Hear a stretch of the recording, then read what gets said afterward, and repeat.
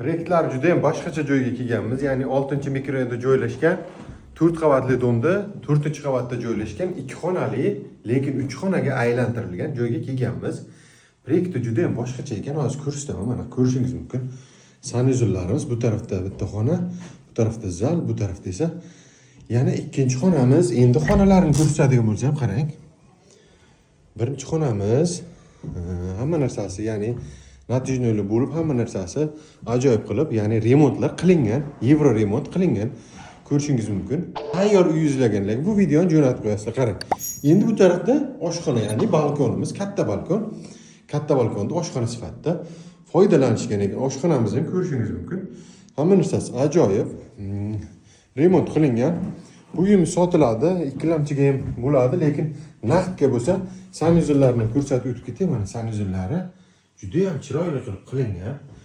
Bu tarafda esa hojatxonamiz joylashgan.